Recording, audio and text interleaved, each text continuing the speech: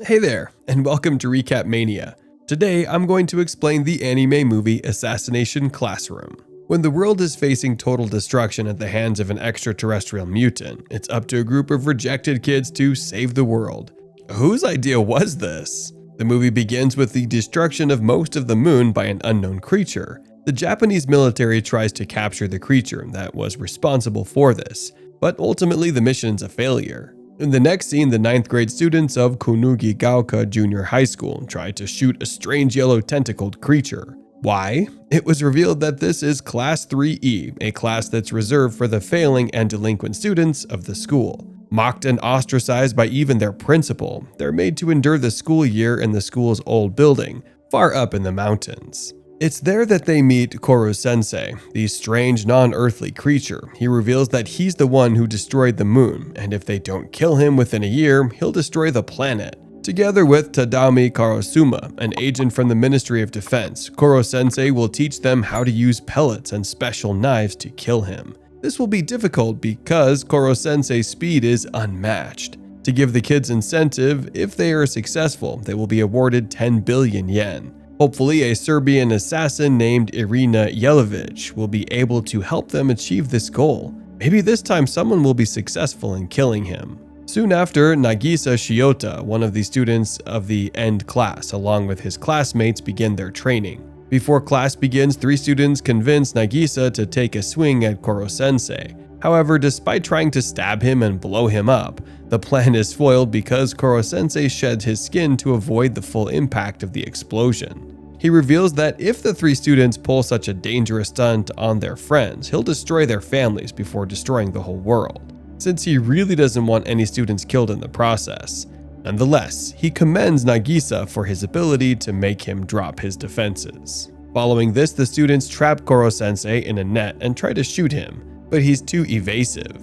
All the while, Nagisa is taking notes on his teacher, including every single move. The assault is interrupted when Karma, a violent but intelligent student, returns to class. From the moment he arrives, he tries to take on Koro-sensei. He taunts the strange creature by killing an octopus in his class, but Koro-sensei simply makes some takoyaki with it while painting his fingers. Later on, Karma tries to attack Koro-sensei again, but he only gets humiliated by being forced into an apron. Troubled by this, he broods over a memory he has of his principal after a fight with some students. Nagisa joins him and tells him that Koro-sensei is a good teacher. However, when Koro-sensei joins them, Karma tries to lure him by jumping off a cliff, but Koro-sensei saves him easily without getting harmed by the boy. At this point, it seems that Karma sees how difficult it is to kill the creature. However, he won't give up. 2 months after the creature destroyed the moon, the Japanese military feel like they must intervene with Kurosuma's progress for the destruction of Koro-sensei. The next day, they introduce an AI robot named Ritsu to the class so that she can attack Koro-sensei, but it's just no use. Even the students are tired of her shooting, so they restrain her. This makes Koro-sensei teach her how to get along with the other kids by feeding her info about what they liked. This helped her evolve into a much friendlier app that wants to help them kill Koro-sensei. However, the trouble doesn't end there because another new student named Itona bursts into the class, together with Shiro, his guardian. Itona is here to prove how powerful he is by killing Koro-sensei. Apparently, he's just as powerful as Koro-sensei because they're basically brothers. After school, the pair fight within a makeshift ring. To everyone's surprise, Itona has his own tentacles. Although Itona almost wins the fight, Koro-sensei is victorious when he uses these special knives to weaken the kid before throwing him out of the ring. Following the defeat, Shiro retreats with Itona. This experience causes a flashback in which it is revealed that Koro-sensei escaped from a lab. Later on, Koro-sensei reveals he's only helping them to save the world because of a promise that he made. If they kill him, they will learn the truth. Eager to help them achieve their goals, Koro-sensei offers to spend the weekend studying with them in the assassination camp. During the assassination camp, Koro-sensei uses his super speed to teach all the students individually. However, Nagisa notices that this makes Koro-sensei weaker. Meanwhile, as the kids train, Karosuma rates their progress as assassins. It seems as though Nagisa has the most potential to be a killer. Later that night, the boys spy on the girls as they hang out with Irina. They're surprised by Koro-sensei, who runs off when they ask him about his love life. When he runs off, the girls chase after him and end up discovering the eavesdropping boys. Following this, Koro-sensei runs into Karosuma, and it's revealed that Koro-sensei did have someone that he loved. In the present, Karosuma reveals that the kids have leveled up, but Koro-sensei still doesn't think that they're ready to assassinate him. The next day, Nagisa runs into his crush, but is brushed away by her friend because he's part of N class. Later on, the N class is taken over by Akira Takaoka, Karusuma's rival at the Ministry of Defense. Although he wants the kids to think of him like a father figure, Irina reveals that he trains his team by becoming violent with them. This is what happens when one of the students named Kanzaki gets tired of his drills. When he attacks her, Karosuma stops him. As a result, Takaoka challenges him to pick one of the kids to fight him. If their knife touches him, he'll leave. He picks Nagisa, who steps up to challenge the deranged man. Using his ability to appear weak, Nagisa is able to get close enough to touch Takaoka with his knife. Humiliated, Takaoka is forced to leave. Now let's see if he or any of the other students can assassinate Koro-sensei. In the next scene, as Nagisa notices that Koro-sensei doesn't like water, a student named Okuda asks Koro-sensei to drink her poison. Although he obliges, the poison doesn't work. Although he offers to teach her how to make a better poison, he tricks her into making something that alters his cells. He implores her to do better in the other subjects other than science so that she can become a better student. This makes the student reveal that they don't need to be better students because once they assassinate him, they'd be rich. This makes Koro-sensei tell them that they must have multiple plans to get through life. You must always wield a second blade. Therefore, he instructs them to pass their upcoming end-of-term exams. He promises them to let the top of each subject cut off one of his tentacles, which will weaken him significantly.